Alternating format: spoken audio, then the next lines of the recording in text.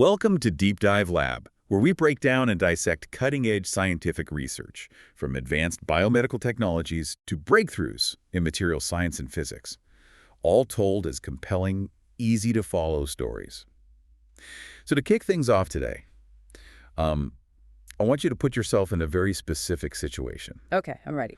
Imagine you're traveling through Vietnam, right during the peak of flu season, and you duck into this really bustling, crowded cafe right in the heart of Hanoi just to escape the damp chill outside. Oh yeah, those cafes get completely packed. Exactly. You can hear the constant hum of motorbikes on the street, the clinking of coffee cups, and people are packed in super close, shoulder to shoulder. It's an amazing atmosphere, but I mean, inevitably, in a densely packed room like that, someone at the table right next to you is going to start coughing. Right. And normally, that is your cue to tense up. You maybe pull your scarf up a little higher over your mouth and just start calculating how quickly you can finish your drink and get out of there. Yeah, the classic flu season panic. Exactly. But imagine if in this specific cafe, you just didn't have to worry at all. Imagine if the air and the surfaces all around you were being instantly and continuously sterilized by this invisible light shining down from the ceiling. That sounds incredible. Right. And a light that is perfectly safe for your skin, completely harmless to your eyes, but absolutely deadly to viruses and bacteria. I mean, it sounds like the ultimate public health utopia, but the most incredible part of this scenario you're painting is that the light you are describing is entirely real. Wait, it's actually real? Oh, absolutely. It's a specific wavelength of light called deep ultraviolet, or DUV. And, well, we are talking specifically about the far UVC range. That sits between 215 and 240 nanometers on the electromagnetic spectrum. Okay, let's unpack this. No. If we actually have a far UVC light that is this ultimate touch-free way to keep us safe, and it doesn't harm human tissue, why isn't this everywhere? That is the big question. Yeah, I mean, why don't we have these magical DUV bulbs hanging in every cafe, office, hospital, and school right now? Well, that question has been driving materials scientists crazy for years. It really all comes down to a stubborn roadblock in solid-state physics. Physics is always getting in the way. Right. To make these lights commercially viable, engineers need to create them using solid materials, specifically conventional wide-bandgap semiconductors. Okay. And for a long time, the absolute best material for the job has been a compound called aluminum gallium nitride. In the field, we usually just call it algan. Aluminum gallium nitride. Algan. Okay, so does it just struggle to produce that specific 222 nanometer virus-killing light? Actually, no, and that is the grand paradox of this whole situation. Oh. Inside the material itself, algan is a superstar. It has what physicists call a near-unity internal quantum yield. A near-unity internal quantum yield. That sounds intense. What does that actually mean? In simple terms, almost every time you feed it electrical energy, specifically an electron combining with a hole, as we call it, it successfully creates a photon of that precious deep ultraviolet light. Oh, wow. So if it generates the light perfectly inside the crystal, where's the problem? The problem is getting the light out. Out of the crystal. Yeah, algan suffers massively from total internal reflection. It has this extremely high refractive index. Okay, I'm trying to picture this. Let's use an analogy. Imagine you build the most brilliantly glowing, super bright light bulb in the world. Got it. But for some reason, you decide to put that bulb inside a box made entirely of inward-facing mirrors. Oh, I see. So no matter how bright that bulb is, the light just bounces endlessly off the inside walls of the box. Yes, and because the emission is highly directional, it mostly shoots out sideways rather than straight up toward the surface. It just ricochets around inside the crystal. This is so frustrating. It gets trapped, eventually loses its energy, and just turns into heat. So the room outside stays completely dark. That sounds like an engineering nightmare. You have all this brilliant light just dying as heat inside the device. So, how bad is the actual output? Oh, it is dismal. In practical applications, the external quantum efficiency, which means the actual usable light that escapes the device, it can be as low as 0.02%. Wait, 0.02%. Yeah, you are wasting almost all of your energy. That's... wow. Okay, but if the material is essentially a mirrored prism for light, why don't we just build the box out of a different material? That makes sense. Right, like why not use something that acts more like clear glass so the light can just pass right through? It's a very logical thought, and researchers have certainly tried it. I mean, there are plenty of materials where light can easily escape without getting trapped. Silicon is a classic example, Hmm. and so is diamond. Okay, so why not use those? Because those materials come with their own fatal flaw. They possess something called an indirect band gap. Okay, we're getting into some heavy physics terminology here. Hmm? What exactly is an indirect band gap, and why does it ruin our clear glass idea? Let's compare it to how a normal LED light works. Standard LEDs use materials with direct band gap. Direct band gap, Sure. okay. Think of a direct band gap like dropping a ball straight off a cliff. The electron drops from a high energy state to a low energy state in a straight vertical line. Right. And the exact moment it hits the bottom, it immediately shoots out a photon of light. It's fast and highly efficient. Dropping a ball off a cliff makes perfect sense. So what does the indirect band gap look like then? Well, an indirect band gap is more like trying to roll that ball down a really strange winding staircase. A winding staircase. Yeah, the electron can't just drop straight down because its momentum doesn't line up with the energy gap. To make the drop and release light, it needs a very specific kind of physical kick to push it into the right alignment. A physical kick. Yeah. Inside a crystal. Where on earth is a kick going to come from? It comes from atomic vibrations. The atoms in the crystal lattice are always vibrating, right? And in physics, we call those quantized vibrations phonons. Phonons, got it. In an indirect band gap material, the electron basically has to sit at the top of the stairs and wait for the perfect phonon, like a gust of wind hitting at the exact right millisecond and the exact right angle. Just to give it that push. Exactly. To give it the momentum shift, it needs to finally drop and emit light. So it's essentially waiting around for a random rare event just to do its job. Yes, exactly. And because it has to wait for this perfect alignment of energy and momentum, the process is notoriously slow. I can imagine. More often than not, the electron just gives up. It loses its energy as useless heat before the right phonon ever even comes along, so it is a terribly inefficient way to generate light. Okay, I see the catch-22 now. We need a material that lets light escape easily, but physics dictates that those specific materials are fundamentally terrible at generating the light in the first place. Right. Because they're waiting around for this rare phonon kick. That feels like a total dead end. How do you even begin to solve a paradox where the literal laws of physics seem stacked against you? Well, you don't rewrite the laws of physics, obviously, but you can get incredibly creative about how you navigate them. And that brings us to the breakthrough research we are diving into today. Ooh, awesome. Tell me about it. This was published in the journal Science in March 2026, driven by a real powerhouse international team. Who's on it? We have researchers Chen-Yun Hong, Fangzhu Zhao, and Junwan Kim from Postech, working closely with Angel Rubio from the Max Planck Institute, along with major contributions from the National Institute for Materials Science in Japan and KAIST in Korea. Wow, that is a serious lineup of scientific talent.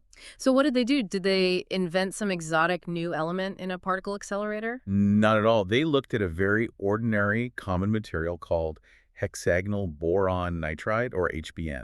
Wait, hexagonal boron nitride. I have to stop you right there. Why? Looking at my notes for this deep dive, HBN is typically used as a solid lubricant or an insulator. That's a pretty boring material.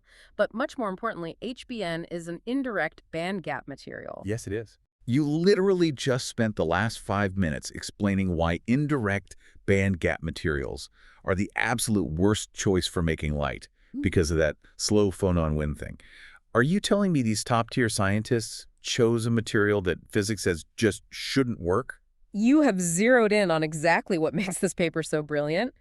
What's fascinating here is that the secret isn't the chemical makeup of the material itself. Okay. The magic lies entirely in how they physically manipulated it. They took 2 ordinary 3D bulk crystals of hexagonal boron nitride, stacked them on top of each other, and then they twisted one of them. They twisted it. Just by a tiny, tiny fraction of a degree. Wait, they just twisted it. That's the big scientific breakthrough. I know it sounds deceptively simple, but that tiny fractional rotation creates something profound at the atomic level. It creates a Moiré superlattice. A Moiré superlattice. Okay, I want to make sure I'm visualizing this correctly. Let's go back to Vietnam for a second. Good, sure. Think of traditional Vietnamese craftsmanship, specifically those woven bamboo mats. Oh, yeah. Beautiful patterns. Right. They have a really tight repeating geometric weave. If you lay 2 identical mats perfectly on top of each other, they just look like one thick mat. Exactly. But if you take the top mat and rotate it just a tiny bit, suddenly a completely new, much larger geometric pattern magically appears across the whole surface. Okay. Dark and light patches emerge where the weaves intersect differently. As that larger emergent pattern, the Moiré effect. That is a fantastic visual, yes. Now take that bamboo mat concept and shrink it down to the atomic level. Okay, shrink it to that. When the researchers twisted the HBN crystals, the atomic lattices misaligned slightly. This created a periodic repeating pattern of atomic interactions. Right. The team specifically experimented with two types of twists. The first was an H-type interface, which is a marginal twist right from perfect alignment. And the second was an R-type interface, where they flipped the crystal 180 degrees and then added that marginal twist. Okay, the visual of the bamboo mat is really helpful for seeing the pattern, but earlier you said the electrons in this material are waiting for a rare kick to make light. How does creating a new visual pattern out of atoms actually solve the lighting problem? Let's extend your bamboo mat analogy. Imagine those mats aren't just flat patterns, but the overlapping weaves actually create physical dips and valleys. Like texture. Exactly. If you rolled a marble across the surface, it wouldn't roll smoothly, right? It would fall into one of those intersections and get stuck. Oh, I see. That is exactly what happens to the energy here. The Moiré pattern creates what physicists call Moiré quantum wells, directly at the interface where the two crystals meet. So these quantum wells are like the dips in the mat. They're essentially traps.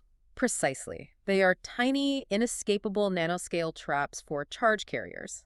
Specifically, they trap excitons, which are essentially an electron and a hole paired up together. Right, like we talked about earlier. The Moiré pattern creates these nanoscale domain-specific stacking regions known as AA or AB2 prime, where the energy landscape physically dips and the excitons get pulled in and trapped. Okay, I follow you so far. We've trapped the excitons in these tiny atomic pockets. Yeah.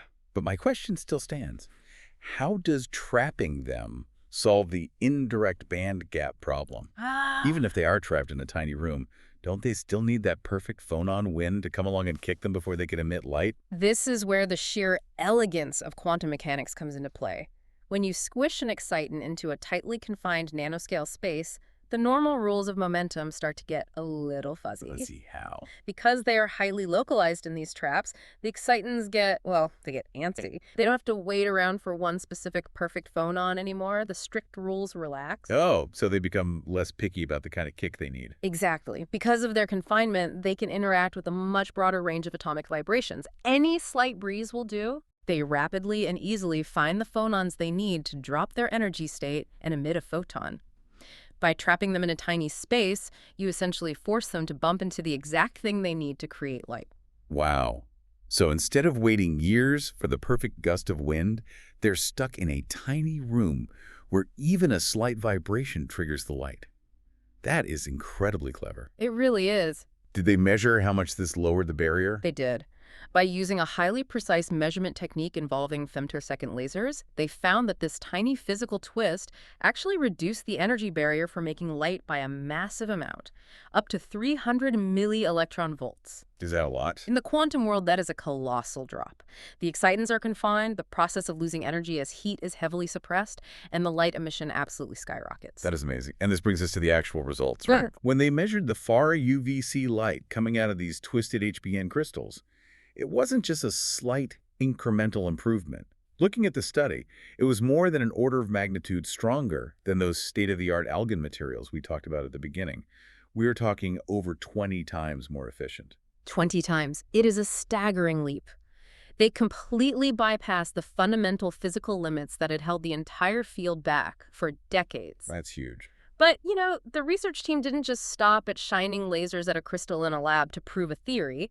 They knew that to change the world, this needed to be practical. So they built a proof-of-concept device. Which is crucial because, a glowing microscopic crystal inside a vacuum chamber is fascinating for a physicist, but you can't exactly screw that into the ceiling of a hospital waiting room. Definitely not. So how do they actually get power into it? They engineered a really clever sandwich structure. They took the twisted HBN crystals and placed them between two electrodes made of graphene. Graphene, okay. Then, by applying a voltage, they were able to force an electrical current right through the material. They used a quantum mechanical phenomenon called tunneling, which essentially means they pushed the electrons straight through the energy barrier rather than forcing them to climb over it. So they essentially wired it up and just plugged it into a power source. They plugged it in and it lit up. It produced strong electroluminescence.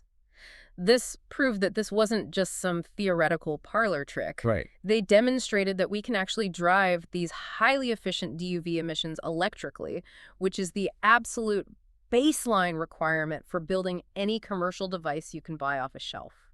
So what does this all mean? Stepping back from the lab bench, why is this such a massive deal for the future of technology? If we connect this to the bigger picture, we have to look at the history of Moiré physics. Until this paper, whenever you heard about twisting materials to get quantum effects, it was almost exclusively being done with ultra-fragile, two-dimensional single-atom Like layers. isolated sheets of graphene. Exactly, and working with 2D materials is incredibly difficult to scale up for mass production. They're just too delicate.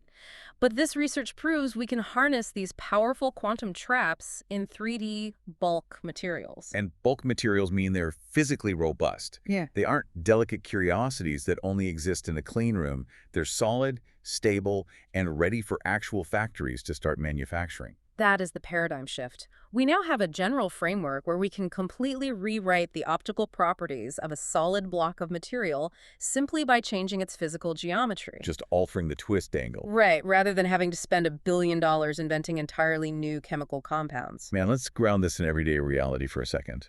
Let's go back to that crowded cafe in Hanoi, or consider the broader public health implications for a country like Vietnam. Sure. We are talking about the potential for highly efficient, incredibly cheap, and completely flat far UVC light emitters. You can imagine ultra-thin sterilization panels lining the inside of municipal water pipes in rural provinces. Oh, absolutely. As the water flows over them, it's instantly purified, providing continuous, clean drinking water without the need for harsh chemicals like chlorine. Or think about the impact on urban infrastructure. In densely populated areas like Ho Chi Minh City, where hospital waiting rooms and public transit can get incredibly crowded, Yeah. you could integrate these flat, cool-running, invisible air-scrubbing lights directly into the air conditioning systems. You could embed them seamlessly into the ceiling tiles. That's wild. They would constantly neutralize airborne pathogens, flu viruses, and bacteria without anyone even knowing they were operating. It fundamentally changes how we approach public health. We wouldn't just be reacting to outbreaks anymore. Our actual buildings and infrastructure would actively protect us just by being turned on. And from a purely scientific perspective, it is a triumph of human ingenuity over apparent physical limitations. We are teaching old common materials entirely new tricks just by looking at them and stacking them a little differently. It really is a beautiful concept. So as we reflect on everything we've covered in this deep dive into the source material, I think a few things really stand out. Definitely. We started with the realization that far UVC light is the holy grail of safe sterilization. But our current technology is stuck because it essentially traps its own light inside the bulb due to internal reflection. But then, scientists figured out a way around that dead end.